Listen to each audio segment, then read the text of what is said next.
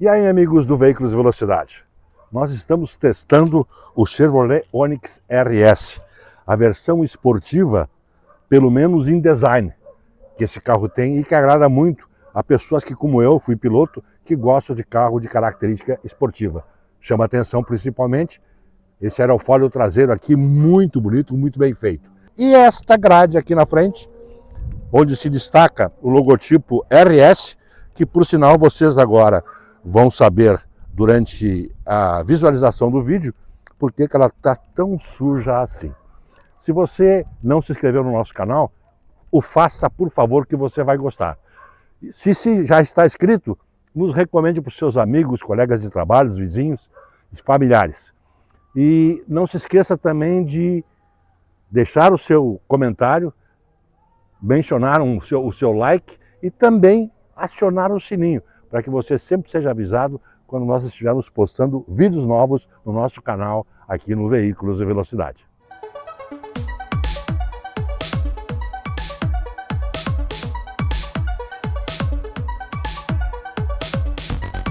Rodas novas na versão Premier, rodas novas na versão LTZ, ar-condicionado digital agora opcional na versão Premier.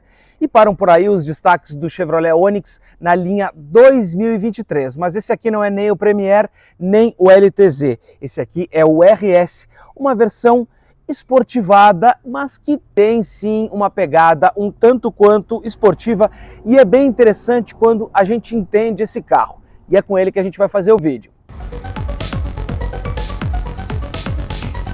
A gente vai começar olhando esse Onix RS aqui pela frente, mas vocês podem perceber que ele está todo sujo e está mesmo, cheio de inseto colado aqui na frente. É que a gente fez uma viagem com esse carro de 1000 quilômetros de ida e volta entre Porto Alegre, capital aqui do Rio Grande do Sul, e Santana do Livramento, na fronteira com o Uruguai, e deixamos para falar um pouco sobre ele depois da viagem, justamente para poder falar algumas impressões que a gente teve com esse carro. Foram mais de 1000 quilômetros, como eu falei. Mas vamos olhar um pouco aqui para a dianteira desse carro, porque ele tem o conjunto óptico aqui de faróis, é o mesmo da versão Premier, com o projetor aqui na parte superior, e aqui embaixo não tem farol de neblina, tem este elemento aqui, que ele serve como guia de lanterna, ou seja, a sinaleira do carro, ou como o DRL, a luz diurna. Ele perde aqui o farol de neblina, ainda que seja uma versão mais esportiva. Na parte central aqui, a gente tem primeiro a gravata em preto aqui da Chevrolet e depois toda a grade redesenhada, é uma grade exclusiva para esse carro. Outra coisa que é exclusivo é esse para-choque aqui, ó, que tem essas saias, esses spoilers um pouco mais protuberantes, um pouco mais salientes, e ele de fato só vem nessa versão RS. Tudo isso dá um ar um pouco mais interessante para esse Onix. Mas vocês podem ver que esse carro aqui, ó, é baixo, né? Ele tem menos de 1 palmo aberto aqui, e isso aqui perto da roda, tá? Então o que isso significa? Que o ângulo de ataque dele, ó, é muito, muito pequeno. Ele raspa com facilidade em rampas de garagem ou uma entrada de shopping, por exemplo. Por isso é preciso muita atenção com o Onix, tanto nessa versão RS quanto nas outras, porque sim, ele raspa fácil. Olhando o carro pela lateral agora, a gente vê as rodas de liga leve aro 16 polegadas, que são pintadas em preto nessa versão. Lá na Premier, elas agora são diamantadas. Outro elemento é o espelho em preto e, como eu falei, também é uma pintura. Não é uma simples capa sem pintura. Tanto que aqui, ó, aqui está o plástico e aqui está o elemento pintado em preto. O que também é pintado em preto, a gente pode chegar um pouquinho mais perto aqui para mostrar, é o teto do carro, que o carro é branco, mas aqui em cima ele é preto e ele é, como eu disse, uma pintura, não é um adesivo. Fora isso, a gente tem aqui as maçanetas na cor da carroceria, este aplique preto aqui que se repete lá atrás, e aqui para a parte traseira do carro a gente tem o aerofólio em cima da tampa. Vocês percebem o seguinte, ó, que ele está em cima do spoiler normal do carro. Tem esse elemento plástico aqui embaixo, que já vem de série no Onix Hatch, e esse aerofólio preto aqui está nessa parte de cima.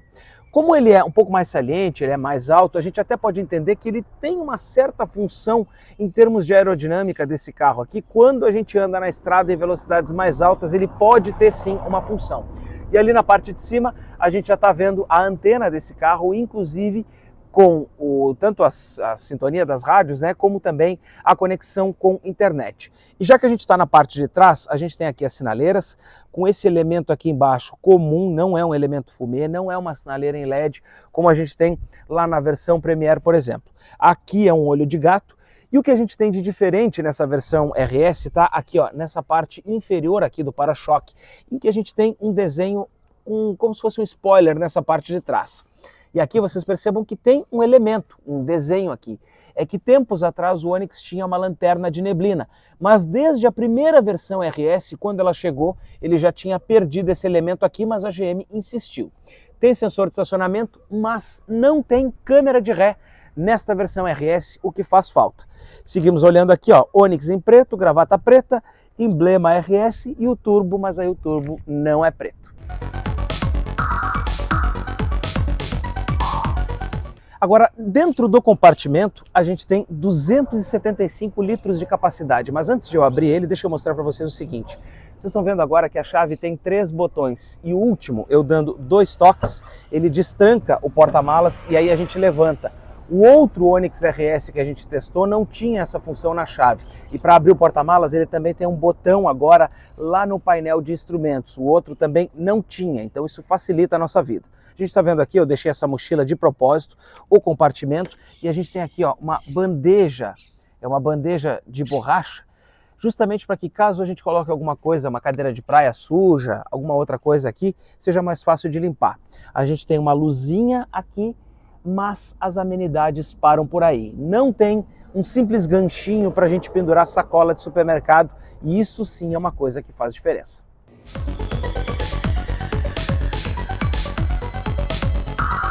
Olhando de novo esse carro aqui pela lateral, a gente pode perceber o quanto os carros mais atuais estão de fato maiores. Eu fiz uma comparação deste Onix RS aqui com o Vectra GT que a gente tinha tempos atrás, lá em 2010. Vocês sabem que na época do Vectra, o carro compacto da GM era o Corsa ou o próprio Celta. Carros efetivamente menores que esse, que hoje é o carro menor que a GM vende aqui no Brasil. Em termos de comprimento, esse carro aqui tem 4 metros e 16 centímetros de comprimento, enquanto o Vectra GT tem 4,25, ou seja, ele é só 9 centímetros mais curto que o Vectra GT, que era um carro médio na época. Efetivamente, os compactos estão maiores, esse aqui não é diferente. E esse carro tem os 4 vidros elétricos, mas eu vou mostrar para vocês o seguinte, eles são automáticos, olha só, mas eu tenho que apertar e ficar segurando para que ele baixe, ou eu aperto e seguro, ó. Vocês percebam que não é, por exemplo, como na própria Spin, em que tem 2 estágios o botão, e eu aperto no segundo estágio e ele vem, então eu tenho que apertar, ficar segurando, e aí eu posso soltar para ele fazer a movimentação. Quando a gente for mexer na chave, tem um outro detalhezinho que merece a nossa atenção no fechamento dos vidros, mas isso eu vou explicar depois.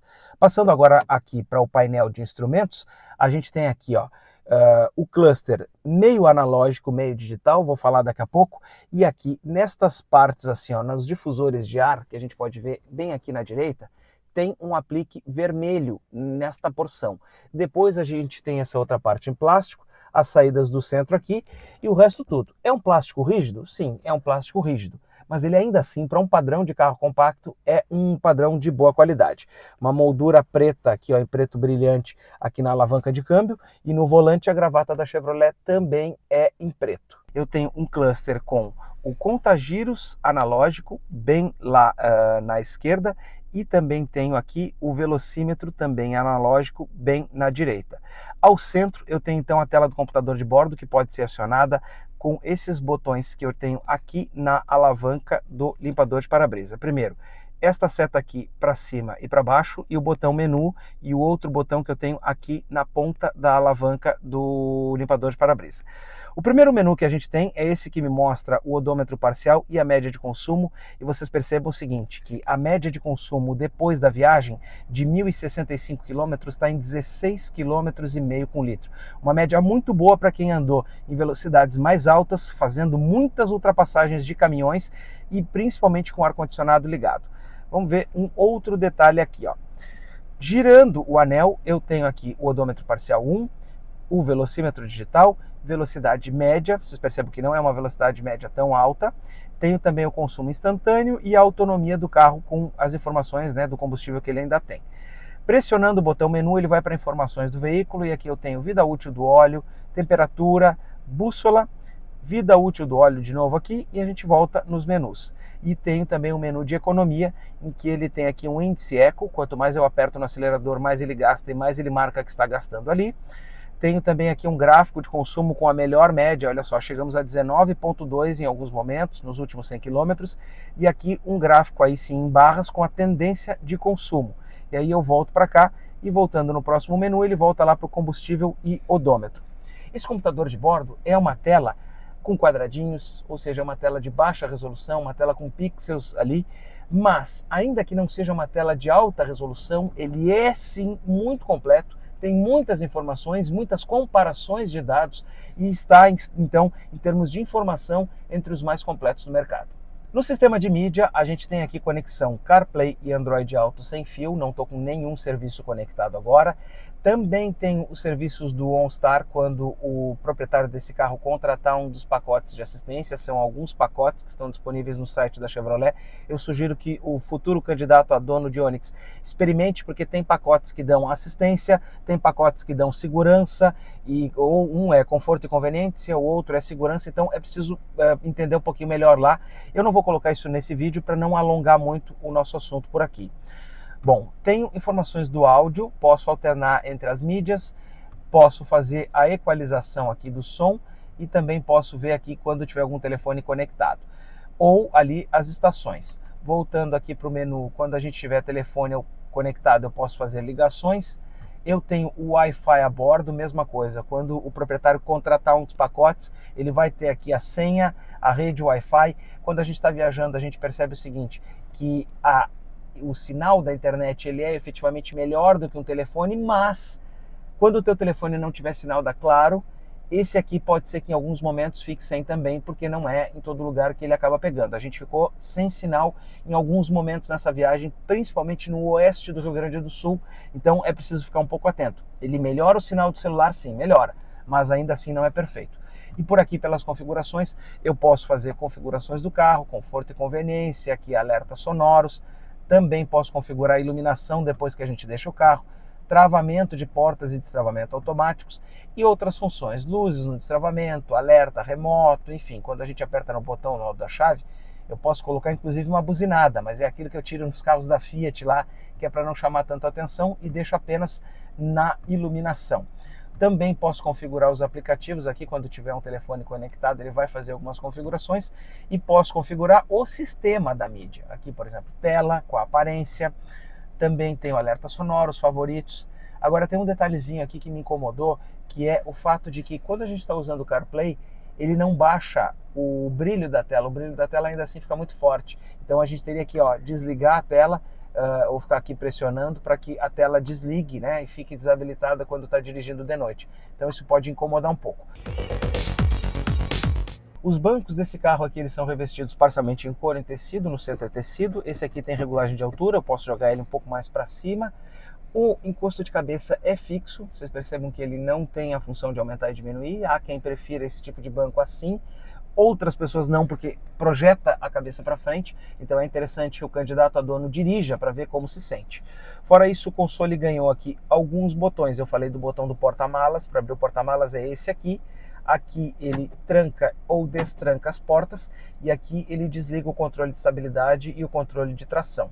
O ar-condicionado dessa versão é manual, normal, não é o ar digital, que agora é opcional até lá no Onix Premier. E aqui vocês estão vendo que tem um celular, mas ele apenas está posicionado aqui, porque não tem carregador por indução. Esse sistema só é de série na versão Premier e eu acho que ele deveria ter aqui pelo menos como um opcional. A alavanca do câmbio está no N, freio de mão normal, porta-copos e aqui o console, né? Ele é profundo, ele tem bastante espaço aqui, a gente pode perceber que o espaço é grande, mas em cima é um plástico duro, não é fofinho e olha só, fica muito para trás. Às vezes a gente está dirigindo aqui, ou tu quer apoiar o braço, olha aqui, ó, eu já não tenho muito onde apoiar o meu braço, ele fica muito para trás e ele não corre nem para frente nem para trás. Para mim, na viagem, acabou ficando sem função.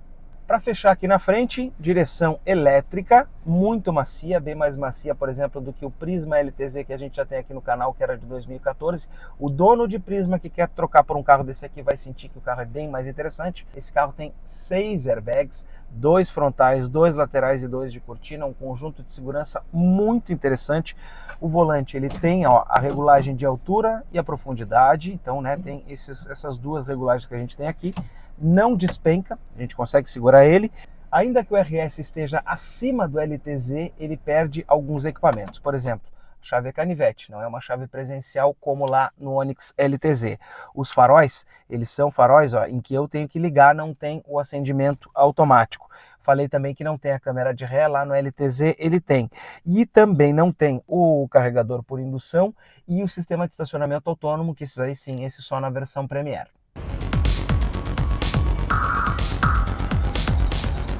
Hora do espaço aqui no banco de trás, abertura da porta, olha, não abre tanto assim, não é próximo dos 90 graus, mas também não é difícil de entrar nesse carro, porque ele é baixinho, né? Ele é um padrão normal. Os bancos aqui não me colocam tanto numa posição tão elevada em relação aos da frente, mas ainda assim a gente consegue enxergar por cima dos ombros do ocupante que está por ali. O cinto é fácil, né? Não tem regulagem de altura, mas ele pega num ponto muito bom aqui. O assento é confortável e também o encosto, porque tem aqueles rebaixos, né, que a gente consegue ficar com o corpo melhor acomodado. Movimentação de pés é ok, né? A gente põe o pé aqui, ó, e ele falta um pouquinho de espaço, porque vai encostar, né, a canela ali. Agora, o assento, joelhos assim, pouquinha coisa mais alto, né, do que o assento, isso não é tão interessante, mas não é tão desconfortável quanto outros modelos que a gente já viu. Agora, aqui atrás eu tenho esse teto que inclusive é preto, nessa versão RS, olha só, o teto ele é todo em preto. Eu tenho aqui ó, os puxadores, né, os seguranças, não tem iluminação nessa parte aqui do centro e também não tem iluminação aqui atrás. Na porta não tem aquele revestimento em couro que eu falei, aqui sim é só o plástico. E a gente também não tem nenhuma amenidade, porque, vou chegar mais para o meio aqui, olha só. Vocês estão vendo esta tampa aqui. Na versão Premier, no primeiro que a gente testou, ele tinha 2 entradas USB aqui, mas não tem nada aqui, ó. Já falei da chave desse carro aqui, que nessa versão RS é uma chave canivete, e também falei do porta-malas ali atrás. No mais, tem outros 2 botões aqui. Um para trancar as portas desse carro, o outro para destrancar as portas desse carro. Se eu quiser baixar os vidros, basta eu ficar pressionando aqui o botão para destrancar as portas e aí ele vai baixar os 4 vidros elétricos e eles descem então quase até o fim, até o fim podemos dizer. Agora, se eu trancar as portas, tem um detalhe que você, dono de Chevrolet, vai reparar. Olha só, tranquei o carro e os vidros continuam abertos. Para que eles fechem, eu preciso apertar e ficar segurando mais uma vez o botão de travamento das portas e olha, agora até nem subiu, vamos lá, ó. Trancou, aqui, vamos lá, agora sim, agora subiu os vidros. Então, antes a Chevrolet bastava apertar no botão para trancar as portas para os vidros subirem, e isso é mais prático. Agora, eu achei que não ficou tão funcional assim. A versão RS está equipada com o motor 1.0 turbo, esse motor de 3 cilindros da General Motors, que tem a injeção indireta de combustível. Normalmente, os carros com motor turbinados têm vindo com injeção direta. A gente vê lá, por exemplo, no caso da Volks. Mas aqui a GM não colocou esse equipamento para baratear o projeto, para baratear o custo de produção e também até a gente tem uma durabilidade um pouco maior. O bloco desse motor ele é todo em alumínio e o comando de válvulas é duplo, ou seja, tem 2 comandos de válvulas e ele também é variável. E na linha 2023 ele recebeu algumas calibragens novas para reduzir emissões. A gente percebe que é um motor pequeno, né? Olha só, 3 cilindros, ele diminui muito o tamanho, diminui, né, a massa, o peso do motor. Outro detalhe que muita gente critica é o fato deste motor usar a correia no sincronismo e não uma corrente. E muita gente diz que mas a correia tem uma durabilidade menor, exige mais manutenção. Em tese, sim, a corrente dura muito mais tempo, Mas esta correia que a gente tem aqui no Chevrolet Onix, ela é uma correia banhada em óleo e que tem uma manutenção, de acordo com a informação da GM, prevista para acontecer aos 240 mil quilômetros. No entanto, nas revisões o dono precisa ficar atento, porque esse óleo que banha a correia precisa ser trocado e ele tem que ser exatamente da mesma especificação. Isso é algo que o dono do Onix precisa ficar atento para que não haja nenhum problema. Agora, enquanto eu fecho aqui o capô, a gente tem alguns números desse propulsor aqui. A potência é de 116 cavalos, sempre com gasolina, mas nesse caso a potência não se altera, sempre é 116 cavalos. Agora, a força, né, o quilograma-força-metro é de 16,3 kgfm, então de torque, e aí sim estou falando com gasolina. O detalhe é que toda essa potência surge a 2.000 rotações, ou seja, está arrancando no sinal, o Onix já responde praticamente com toda a força logo no início. E é bem interessante, porque quando a gente anda na estrada com esse carro, a disponibilidade de torque desse motor é muito interessante. Para fazer ultrapassagens, por exemplo, em que você já vem com um ritmo de giro, por exemplo, entre 2.000 e 3.000 rotações, basta um toque médio no acelerador, ele leva 1 a 2 segundos como um lagzinho para o turbo encher e o carro responde muito bem. Eu consegui fazer ultrapassagens em trechos curtos, mas com muita segurança devido às respostas que esse motor aqui tem. Para fazer ultrapassagem, esse motor turbo é muito eficiente. Olha só, estou num aclive, meia carga no pé do acelerador e ele já troca a marcha em 5.500 rotações. E olha só, é muito fácil de fazer ultrapassagem com esse motor 1.0 turbo da General Motors. E tem um outro aspecto. Pelo fato dele ser baixo, pelo fato dele ser mais largo, isso também proporciona muita estabilidade para esse carro. Passa um pouco da imperfeição para o piso, e a gente vai ver isso daqui a pouco aqui no teste. Passa um pouco dessa imperfeição, mas ele se torna muito seguro, muito gostoso para fazer curva. Agora vamos dirigir. O teste de rodagem de hoje vai começar aqui na saída da garagem, porque esse carro tem a frente baixa, ó, e ele sempre raspa quando vai sair ou quando vai passar por algum obstáculo. Eu até deixei de propósito, eu deveria ter tomado um pouco mais de cuidado com ele, mas eu passei ainda assim para que a gente possa olhar e ver como é. Agora a gente vai andar aqui no piso irregular.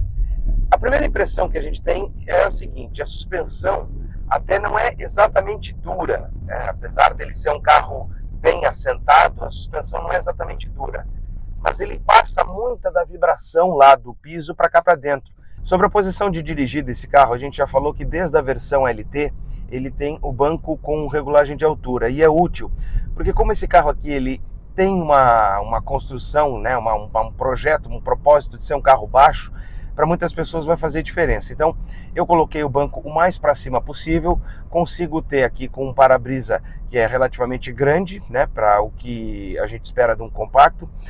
Os espelhos também são bons porque eles são largos, né, a gente consegue ver bem na parte de fora do carro, e os vidros também têm um tamanho bom. O vidro lá atrás segue a tendência desses carros mais novos de ser um pouquinho mais achatado, e aí a gente tem menos visibilidade, por exemplo, do que quando a gente compara com carros mais antigos. Agora é uma tendência, e é por isso que o sensor de estacionamento está bem mais popular. E agora nesse aclive, uma acelerada para a gente poder testar o desempenho do Onix. Olha, é muito interessante porque o que a gente percebe é o seguinte: o motor desde cedo já tem todo o torque disponível. Acaba se tornando um carro muito gostoso de dirigir. Um carro em que a gente acelera e ele logo em seguida já está com toda a potência para nos colocar, né, numa condição até bem mais divertida e bem mais interessante de condução. Uma outra situação que a gente percebe é que o câmbio automático de 6 marchas desse carro tem trocas praticamente imperceptíveis. A gente não percebe quando está fazendo uma aceleração gradual, a gente não percebe a troca de marcha. Eu vou fazer o seguinte agora, eu vou passar aqui bem para a direita, olha só, e vou reduzir a velocidade aqui para 40 km por hora. E vou fazer uma aceleração gradual, olha só. Chegou nas 3.000 ele trocou, chegou nos 60 ele trocou de novo. E o troque da marcha a gente quase não percebe, a gente só percebe ali no painel do contagiros o carro fazendo as trocas, né? Mas fora isso, não tem nenhuma situação que a gente perceba de tranco ou algo mais incômodo. Eu vou esperar abrir o sinal aqui para que a gente possa fazer um teste de retomada urbana aqui com o Chevrolet Onix. Pista livre, muito tranquilo. Até dá para ligar o ar-condicionado aqui. Não abriu aqui ainda, mas vamos esperar. Agora sim, abriu. Pé no fundo, ó, me joga para trás. Nossa, em segundos, primeira e segunda marcha ele já chega nos 60 km por hora. Olha, é desnecessário até toda essa potência que tem nesse carro para andar dentro da cidade. A gente nem tem essa necessidade toda de disponibilidade de torque, né? Se o motorista precisar, ele vai estar aí.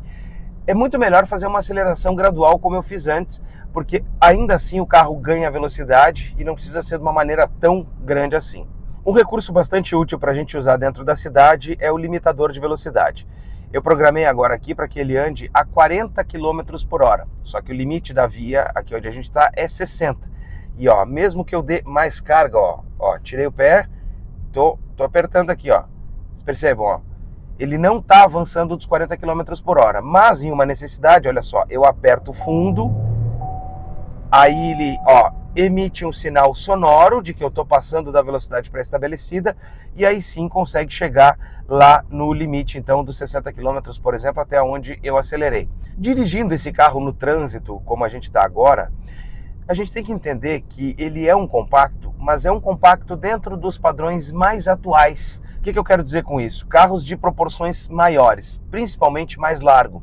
Já falei das medidas, que ele é quase tão largo quanto um Vectra GTX, coisa que, por exemplo, um Corsa que está aqui na nossa frente não seria na época do próprio Vectra. A gente teria um carro mais estreito. Então, ainda que ele seja um compacto, é preciso que o motorista, que o dono desse carro aqui, tenha um pouquinho mais de noção na hora de estacionar, na hora de entrar de ré em uma vaga de shopping, de garagem, por exemplo, porque ele vai ser mais avantajado, não vai ser aquela coisa tão compacta, tão estreitinha, em que se colocava o carro em qualquer lugar. E além disso, a gente tem aqui dentro uma posição realmente de um carro hatch, não é uma posição de um SUV, por exemplo, está bem longe disso. Então, a gente senta mais baixo, a gente não tem muita altura.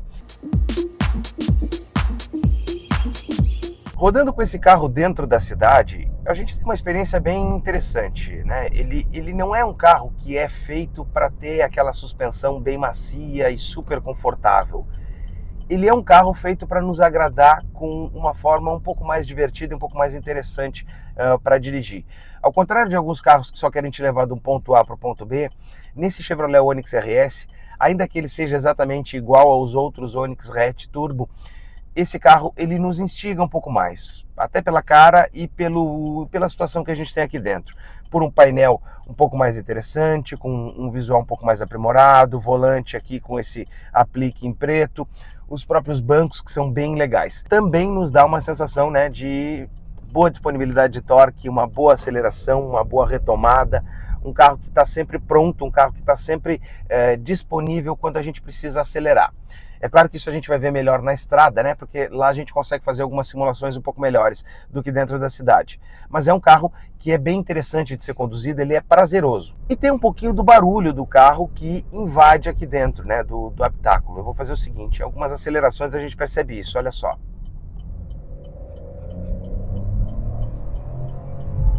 Ó, estiquei o carro aqui até as 6.000 rotações dentro da cidade para que a gente pudesse ouvir, e acho que ficou bem claro o barulho, né? Ele tem um pouco, né, desse ruído que nos invade aqui o habitáculo. Mas aí é que tá, não é algo incômodo, como a gente já viu, por exemplo, em outros modelos, lá na própria linha do Honda City, em que o barulho invade de uma forma mais intensa. Aqui não, aqui ele invade na medida e também colabora com essa sensação de estar dirigindo um carro mais interessante, um carro mais gostoso. A gente saiu para a estrada com uma média de consumo excelente dentro da cidade. A gente rodou durante 3 dias com esse carro aqui 163,2 km e o consumo médio de combustível só urbano está em 12,3 km por litro. E isso a maior parte do tempo com ar-condicionado ligado.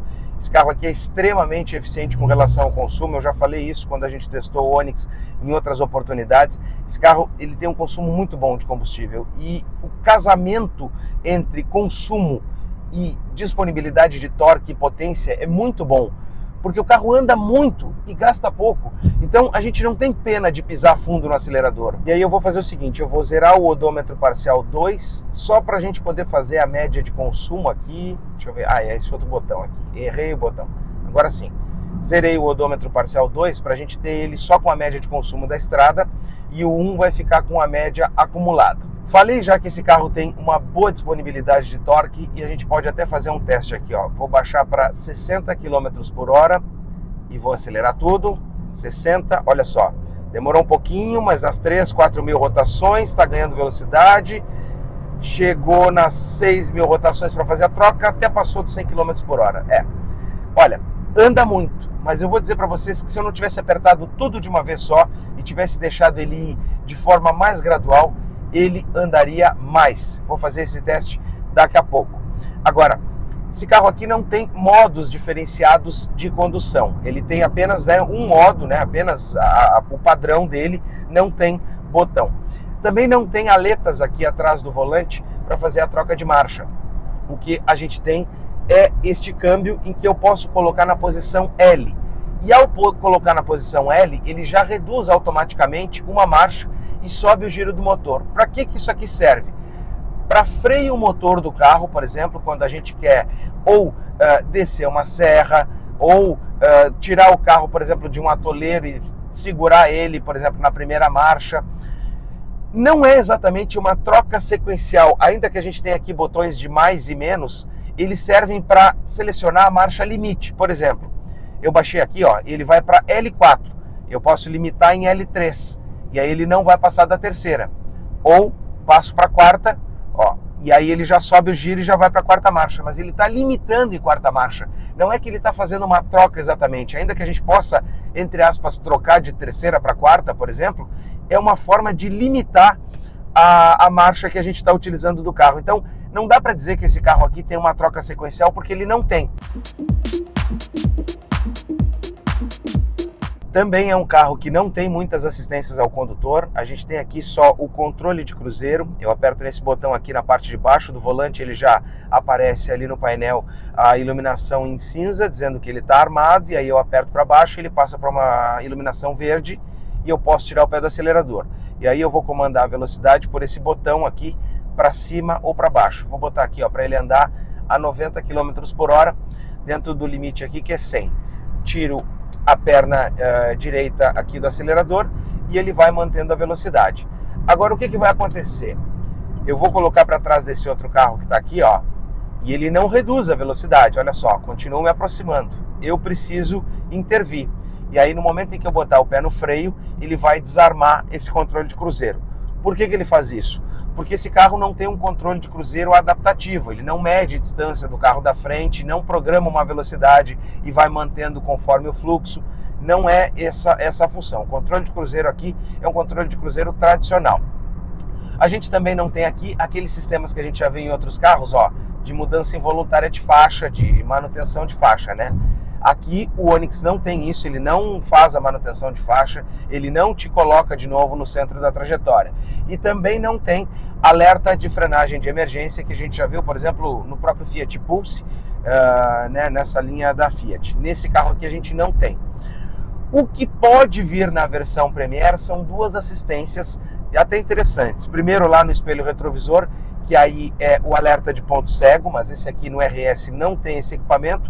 E também na versão Premier a gente tem o sistema de Park Assist, que é o estacionamento automático. Tem um botão nessa tampa aqui no painel e ele pode estacionar o carro de maneira automática, como a gente já viu lá na Tracker, como a gente já viu também no próprio Equinox. No Onix esse sistema também está disponível. E eu falei que em situações de aceleração mais constante, talvez a gente até poderia ter um desempenho um pouco melhor, e é o que eu vou experimentar agora. Vamos reduzir o carro aqui, vamos tentar chegar nos 60 km por hora novamente, para que a gente possa então ter uma margem maior aqui de aceleração. Vamos deixar os carros passarem, agora tem um espaço maior, ó. Eu não acelerei tudo, mas ele já reduziu a marcha, já senti o tranco aqui da retomada, olha só. E ele ganha velocidade até mais rápido do que naquela hora que eu botei o pé no acelerador no fundo. É muito mais interessante colocar o pé no meio curso do acelerador e aí deixar o carro retomar. Quer ver, ó? Vamos de novo, vou ultrapassar esses carros aqui, ó. Já reduziu marcha, acelerou lá para no corte nas 6.000 rotações, continua ganhando velocidade, olha só, o giro nas 5.000, vai fazer o corte para a sexta lá nas 6.000 rotações. Realmente, ele anda muito, anda bastante, o motorista tem que cuidar muito porque o carro tem um bom desempenho e a gente até não percebe que o carro está ganhando velocidades tão altas quando a gente está nesse tipo de condução.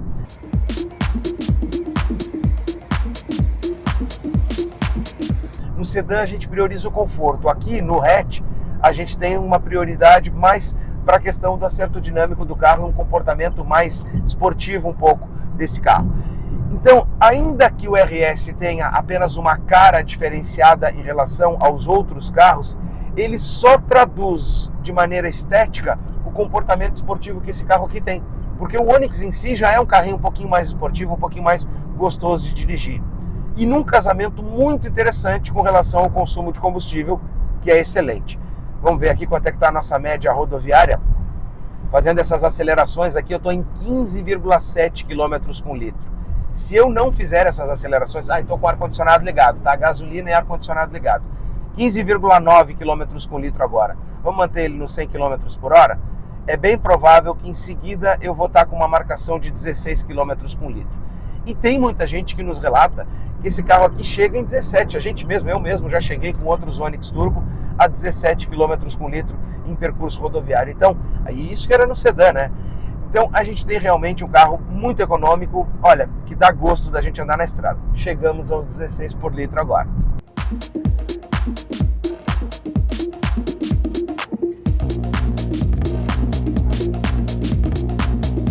O Onix RS não tem mudanças no motor em relação ao Onix Turbo, ele também não tem alterações em termos de suspensão, ainda que esse aqui tenha a roda Aro 16, embora outras versões não tenham uma roda tão grande, mas nesse aqui ela traz um pouquinho mais de esportividade, o acerto dinâmico dele é interessante. Claro, o Premier também tem.